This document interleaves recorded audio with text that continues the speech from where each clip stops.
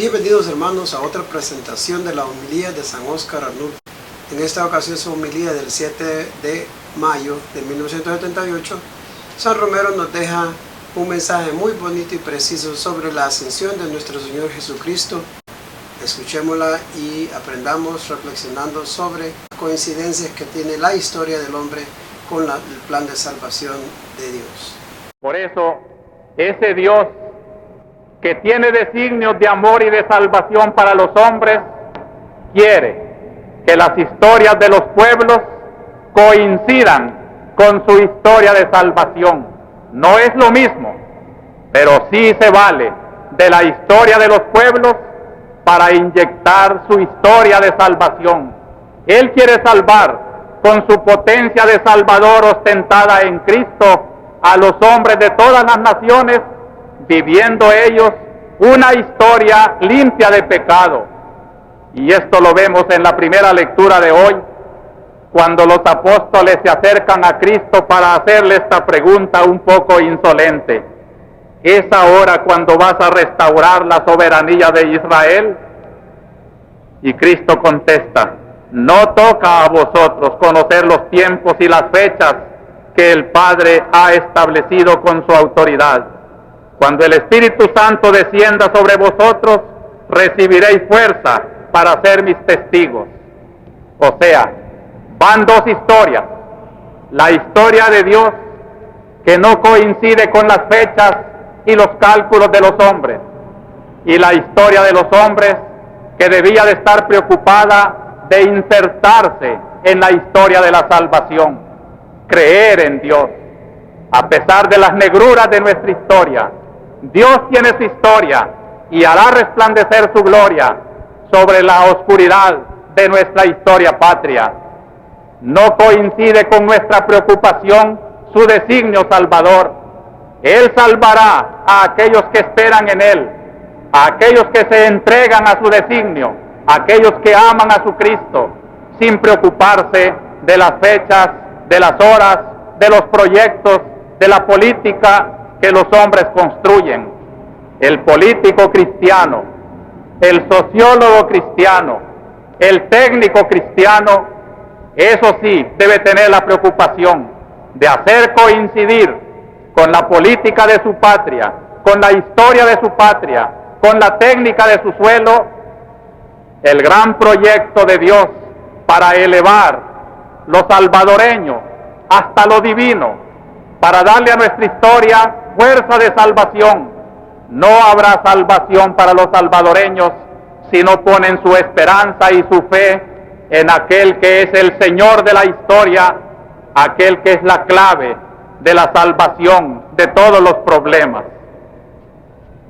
Por eso el Concilio Vaticano II dice que no hay que confundir progreso temporal y crecimiento del reino de Dios.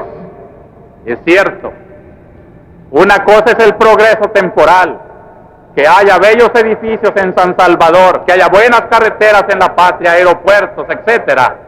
Pero sí, dice, se preocupa de que todo este progreso temporal coincida con el reino de Dios, porque cuanto mejor progresa un pueblo humanamente, también se dispone para hacer materia que Dios salva.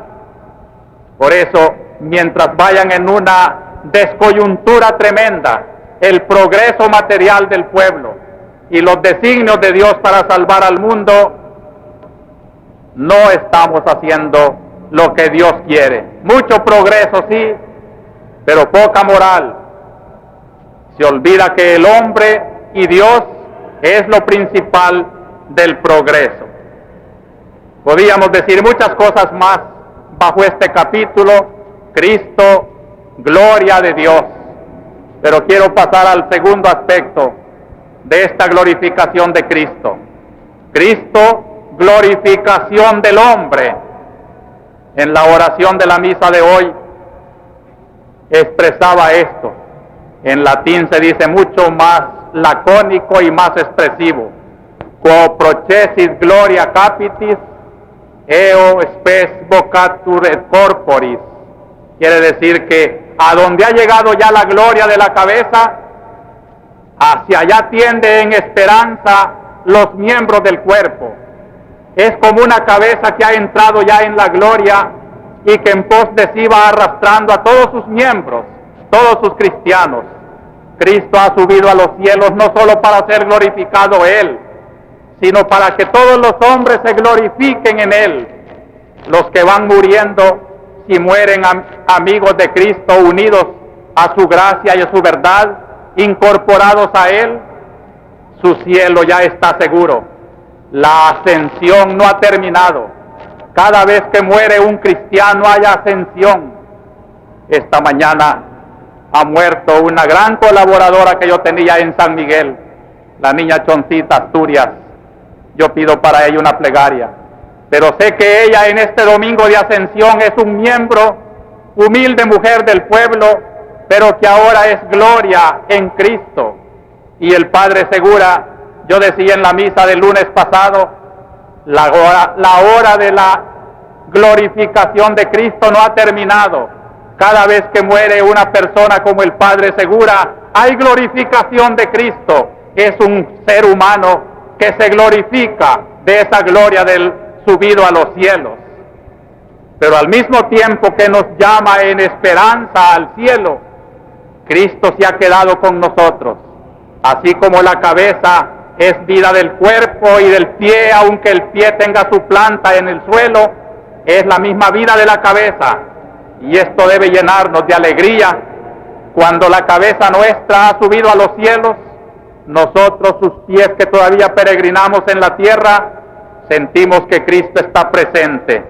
Esto lo encuentro también hoy en las lecturas. Y podía decir, hay una transformación de la presencia de Cristo.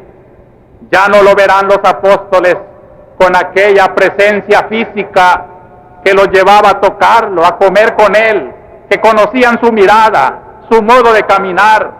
No nos dejaron ni siquiera un retrato de Cristo. ¿Cómo era Él? No lo sabemos. Pero quizá es providencial que no lo conociéramos físicamente, porque este día de la ascensión, Cristo transforma su presencia en el mundo. De una presencia física se hace una presencia que llamaríamos mística. Cuerpo místico de Cristo se llama esta iglesia porque Él vive aquí en nosotros. El Evangelio de hoy dice, repitiendo las palabras de Cristo, sabed que yo estoy con vosotros todos los días hasta el fin del mundo. Qué consuelo este más grande. Yo estoy con vosotros. Pero un joven me preguntaba, ¿dónde está? Yo lo quisiera ver. Si lo ves, le digo, es la iglesia, es el predicador, es el confesor que absuelve pecados, es la mano del sacerdote que bautiza, es la palabra y el consejo, la presencia de un cristiano, de un pueblo en misa. Es Cristo el que está aquí en la catedral y en todas las comunidades donde hoy la fe de los cristianos los une en torno del altar. Cristo que está en la hostia que voy a levantar para que la adoremos. Yo estoy con vosotros todos los días hasta la consumación del mundo. Y hay otra cosa más bella todavía. ¿Cómo es esa presencia mística de Cristo aquí en el suelo, en la tierra? Yo les invito a que esta semana lean con cariño la segunda lectura de San Pablo y vean allí en los versículos 17 al 19, donde Pablo pide el conocimiento de la fe para los cristianos, para que conozcáis, fíjense estas palabras, cuál es la riqueza de gloria que da en herencia a los santos, y cuál la extraordinaria grandeza de su poder para nosotros, y comprendáis cuál es la esperanza a la que os llama. A Cristo ya no lo vemos caminar por esta tierra con sus pies físicos, pero Cristo sigue caminando y su presencia entre nosotros es todo esto: esperanza, riqueza de gloria, grandeza de poder. La iglesia por eso va tan confiada.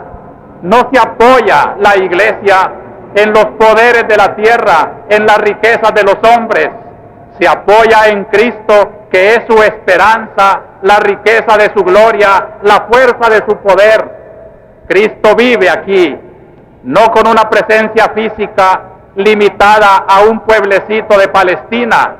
Cristo vive ahora en cada cantón, en cada pueblo, en cada familia, donde haya un corazón que ha puesto en Él su esperanza, donde hay un afligido que espera que pasará la hora del dolor, donde hay un torturado, hasta en la cárcel está presente, en el corazón del que espera y ora.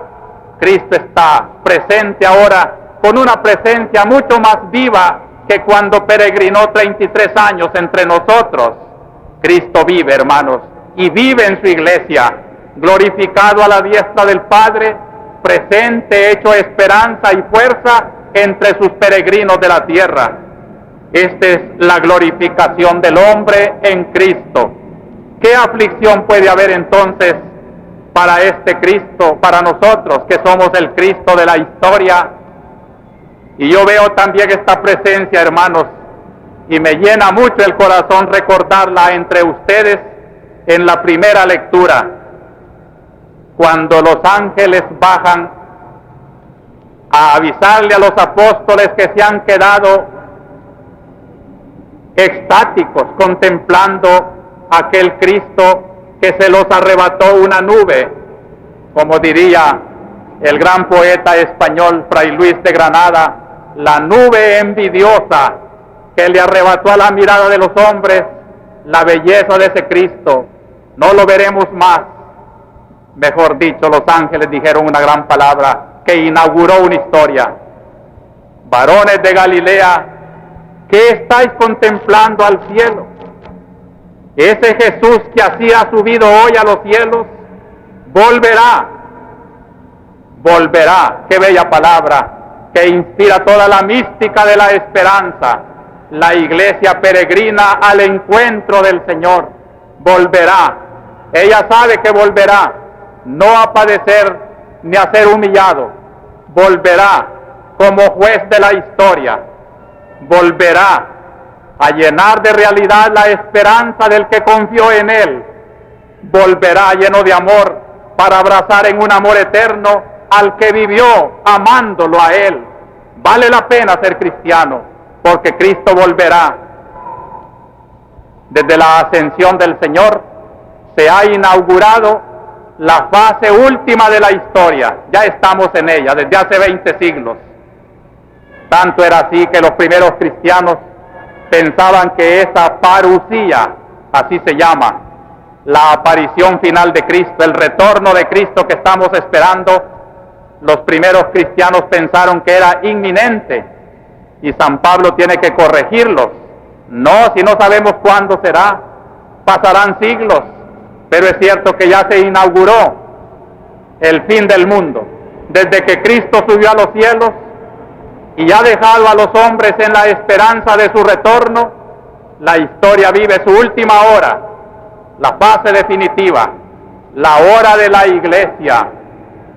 Es la iglesia la encargada de mantener en los hombres esa espera. Por eso dentro de poco, allí ante la hostia consagrada, vamos a decir esa palabra del que espera. Ven, Señor Jesús. Esta es la esposa amada que espera al esposo que retorne del viaje para abrazarse y vivir juntos en la alegría que no tendrá fin. Hacia allá camina nuestra iglesia peregrina, hermanos. Y por eso termino con esta consideración. Cristo quiso hacer de la iglesia, me falta este último pensamiento, Cristo glorificación del universo, porque en los últimos versículos de la lectura de San Pablo dice que Dios desplegó en Cristo su poder, sentándolo a su derecha en el cielo, por encima de todo principado, potestad, fuerza y dominación, y por encima de todo nombre conocido, no solo en este mundo, sino en el futuro. Quiere decir, hermanos, que Cristo es la clave no solo de la historia universal, es la clave del universo entero. Todo cuanto existe fue creado por Él y para Él. No olvidemos que Cristo es la explicación última de todo cuanto existe, y por eso la redención que Cristo vino a operar no solo es para salvar del pecado a los hombres, sino para salvar de la esclavitud del pecado a la creación entera, que, como dice San Pablo, está gimiendo bajo el pecado de los hombres. El dinero es bueno, pero los hombres egoístas lo han hecho malo y pecador. El poder es bueno, pero el abuso de los hombres ha hecho del poder algo temible. Todo ha sido creado por Dios, pero los hombres lo han sometido al pecado. Y por eso la ascensión de Cristo anuncia que la creación entera será también redimida en Él, porque Él dará la explicación de todo cuanto Dios ha creado y pondrá a los pies de Dios al final de los tiempos, en el juicio final, que en eso consistirá el juicio final, el gran discernimiento entre el bien y el mal para ser eliminado definitivamente y el bien para ser asumido en la glorificación eterna de Cristo. O sea que la ascensión del Señor marca también la glorificación del universo. El universo se alegra, el dinero se alegra, el poder se alegra, todas las cosas materiales, las fincas, las haciendas, todo se alegra, porque vendrá el día en que el juez supremo sabrá redimir del pecado, de la esclavitud, de la ignominia, todo cuanto Dios ha creado y el hombre lo está utilizando para el pecado, para la ofensa de su propio hermano. La redención está ya decretada y Dios ha llevado en el poder suyo a Cristo nuestro Señor, y es un testimonio de la justicia final esta presencia de Cristo subido a los cielos. Decía finalmente, hermanos, que esta glorificación de Dios, del hombre y del universo, operada en Cristo, la ha encomendado Cristo en la historia a su iglesia. Y por eso nos dice San Pablo al terminar la lectura de hoy: lo dio a la iglesia como cabeza sobre todo. Ella, la iglesia, es su cuerpo, plenitud del que lo acaba todo en todos. La iglesia es como la plenitud de Cristo. Nosotros estamos haciendo presente a Cristo porque somos su iglesia, y su iglesia diríamos que es la zona donde la gloria de Cristo, que es gloria de Dios, gloria del hombre y gloria del mundo, se realiza ya en esa zona, aunque no sea la más destacada del universo, aunque sea un pequeño puntito en la historia.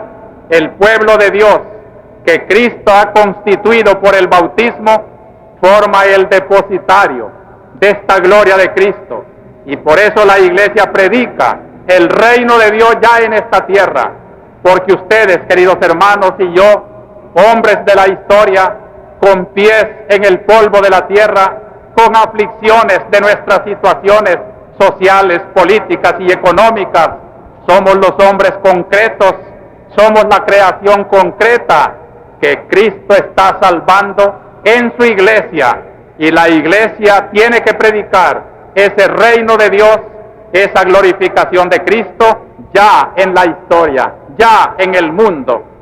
Por eso les invito pues a que terminemos estas consideraciones fomentando en el corazón un pensamiento magnánimo. Colaboremos con Cristo a hacer un mundo mejor. Hagamos del progreso de nuestra patria un progreso que sea pedestal de la gloria de la creación, haciéndolo cristiano.